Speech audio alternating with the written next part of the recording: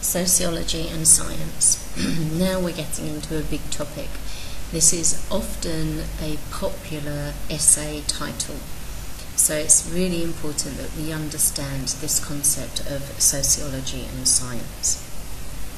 In the early 19th century, the French mathematician Auguste Comte, here he is again, impressed by the achievements being made in natural sciences such as physics, chemistry and geology, argued that there were three discernible stages in the evolution of human thought.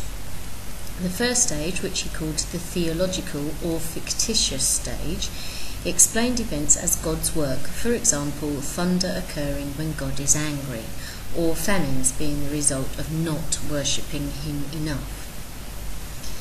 Now obviously, as he's seeing that as the first stage, and he talks about it as being the fictitious stage, he is saying this is where people really don't understand what is going on, and so they attribute it to God, because that's the easiest way to understand it.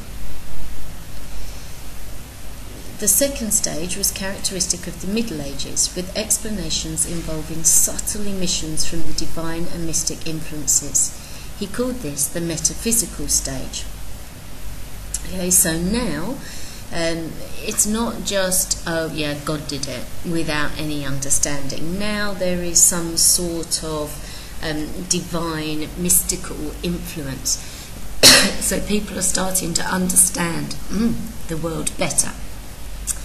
But still think that there is divine intervention going on to explain things.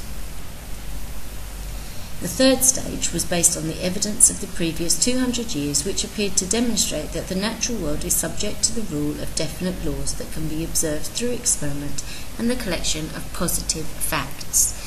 Okay, so now he's moving away. He wants empirical evidence because he's looking at experiments that have taken place, and he's looking at laws that have been developed, which he is describing as facts. His boldest assertion was to take this one stage further and state that the systematic collection of facts and the search for laws should not be limited to the natural world. Everything, even human society, obeys laws of behaviour. He foresaw a new science of society which would discover these laws and become the queen of all science. In anticipation, he called this as yet unresearched science sociology. When all human thought was based on science, then the positive stage would be complete. Okay, so he is moving very much away from the influence of God and gods, and he is moving away from mystical intervention, and he is saying, no, we can explain everything through science. Because there are even laws of behaviour. If you're brought up in a certain way, then you're going to behave in a certain way. Of course, we know that that isn't necessarily true. Look at a family where you have 3 children, but they end up being very, very different people. Okay, look at my own family. I have 2 children who I think I've brought up in exactly the same way, and yet they have very, very different natures. You know, my sister and I brought up in the same way, but very different values and very different ways of behaving. So there is no guarantee in what he's saying about laws of behaviour, but this is the standpoint that he was taking. Many sociologists are unhappy with the idea that the work of writers such as Marx and Durkheim can be called positivist in any meaningful way. They point to studies such as Durkheim's Suicide, which argues that the real cause of suicide is not religion, the family, or the contemporary political situation, but something unmeasurable: the extent of integration and moral regulation in society. Strictly speaking, then, positivism in sociology corresponds to the narrow definition of science as quantifiable, generalisable, and concerned to identify clearly observable causes and correlations. Theorists such as Marx and Durkheim were working towards a broader view of this scientific project. Okay, so Durkheim very famously did research on suicide. Of course, the big issue and problem with doing research on suicide is that the people you're researching are dead. So you can't ask them why it was that they did something. They may have left a suicide note, but if they wrote that suicide note when they were in an agitated state of mind, is that actually a true reflection of how they were feeling? And so all of this becomes very difficult to understand. Okay, now Durkheim came up with his own ideas of exactly what it was, and he said that it was to do with how well people felt to be a part of society and how those morals of society helped them to feel. They had this sense of anomie, of being separated from society, and this was what led them to suicide. It wasn't their family, it wasn't religion, although if people joined a religion, they would lose that sense of anomie, and therefore there would be no necessity for suicide, and of course they'd be told it was a mortal sin. So all of that changes. Okay, now if you take Comte's definition of what sociology is, then these people are being positivists because they are finding out generalizable facts. Okay, but both Marx and Durkheim would say no, there is a broader view. This is just one scientific project or one area that we have looked at. Positivist and structural sociology. Positivism is one of the key concepts in social science. Unhelpfully, it is used differently in subjects such as law, positive law, economics, and sociology. In sociology, positivist sociology and structural or realist sociology are often thought of as the same thing. Okay, so be very careful when you're using the terminology, but they are interchangeable really. So positivist sociology is similar to the concept of empiricism. Okay, remember that means wanting to find evidence. It is mainly interested in pursuing a research program that is parallel to that of the natural sciences, seeking to discover patterned and regular events in the social world whose occurrence is either caused by another event or strongly correlated with that event. Okay, so it's experimental. It's saying this happens because that happened. A social mechanism may be clearly identified and measured. For example, the relation between attendance at parents' evening and the educational attainment of the child. If I attend a parents' evening, will my child do better at school? If I don't attend parents' evening and I have a very, very bright son or daughter, will that mean that they start to fail at school? Structural sociology is thought to be concerned with the cause of events at such a deep level that they may not be observable in a simple way, so that it is not possible to say that one event causes another to happen. Causes exist in the structure of power and social relations. Society is not made up of a simple series of mechanisms as a complex machine is. Empirical research, therefore, becomes much more difficult. Okay, now we may want to say this happens because that happened, but then we may say this happened, see that this happened, and for one person it was because that happened, but for another person it was a completely different reason, okay, or a completely different cause. So it's very difficult to do this type of empirical research when you're looking at society as a whole. And the structure of power will mean that for some people there are differences in the causes behind what they're doing. However, the idea of formulating a science of society was attractive to many, and by the mid-19th century, writers were beginning to claim this status for their social theories. Marx, for example, in outlining historical materialism, describes the material transformation of the economic conditions of production, which can be determined with the precision of natural science. Okay, so he is starting to say that he is being scientific in what he is looking at. So historical materialism is looking at how wealth has been distributed across the years, okay, and showing that that distribution of wealth also correlates with the distribution of power. So if you are wealthier, you are more powerful. And he said this becomes a natural science because he's got the data to prove it. He can start doing some experiments on finding out how powerful you are and measuring it against how much money you have. He contrasted his own view of how socialism would emerge from capitalism with that of others, claiming that his view was scientific and theirs merely utopian.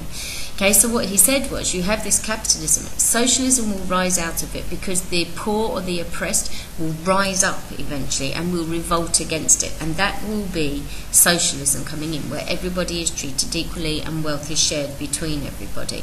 And he said he could prove that because he had the empirical data to go with it. Other people were just pie in the sky and didn't have the data to go with it, so therefore they were being utopian, just wishful thinking. They might wish it to happen, but he could identify how it was written into the laws of historical development. By the turn of the century, Durkheim could show that suicide in society could be understood through the collection of social facts and the identification of external variables determining human behaviour. Okay, so again, he's experimented, he's got his data, and he's come up with his ideas. His contemporary, Weber, though, had profound reservations about the search for general social laws, believing each society to be a unique formation. He also wrestled with the problem of determinism, suggesting instead that humans have some control over their lives. Okay, determinism is the idea that it is already decided for us what is going to happen to us in our life. So actually, we can't change it. Okay, and Marx said that this helped the powerful in society to keep people controlled, because people were told that God had set them in this position. He had already predetermined what it was that was going to happen to them, so they couldn't change it. They just had to accept it, live it as best they could, and then they would be rewarded in heaven. Although a positivist sociology clearly now exists, skepticism exists both inside and outside sociology as to how successful and valid it is.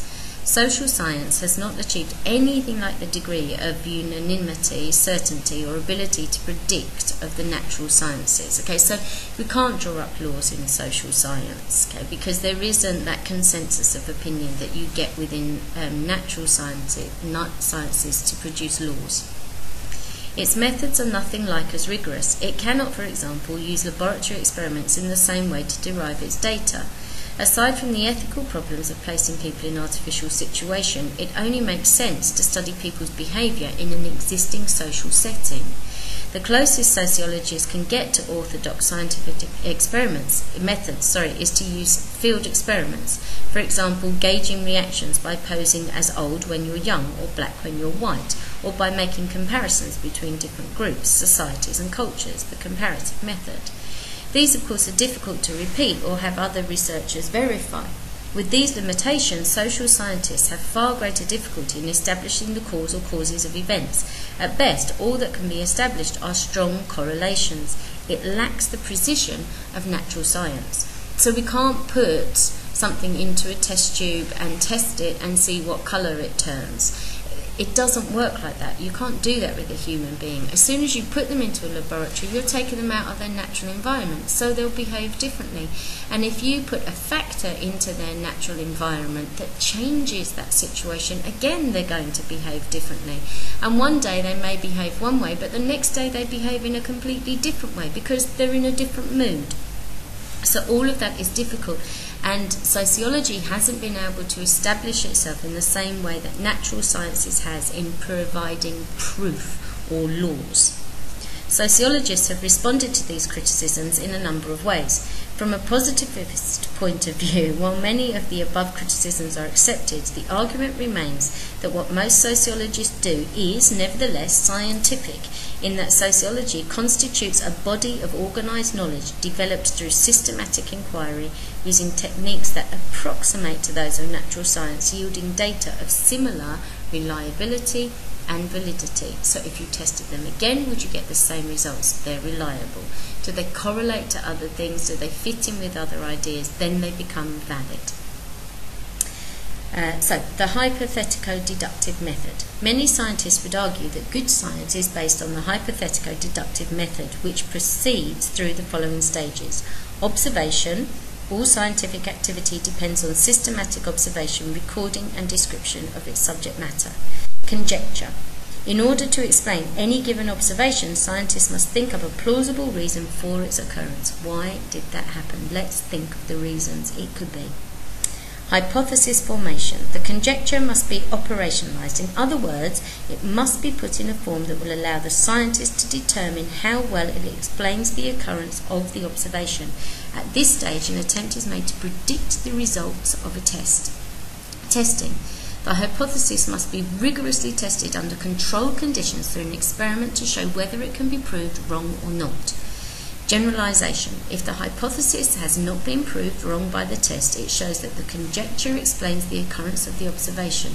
It can then be generalized either into a law-like statement, for example, light rays bend at an angle dependent on the density of the medium they enter, or a probabilistic statement. For example, there is a 70% probability that X will occur when Y is also present under condition Z. Theory formation. A number of generalizations are ordered into a coherent model or theory which explains a given range of phenomena. The hypothetico-deductive method further requires that the researcher be totally neutral at all times and in no way allow their own views or prejudices to colour any aspect of the research programme. If they don't remain objective but become subjective, then their work ceases to be scientific and becomes corrupted and distorted. If a sociologist can follow this theory through, then they are being scientific. But how easy is it to do that with a human being as opposed to an inanimate object? However, sociologists would say they try to reproduce the hypothetical deductive method in as many of their observations as they can.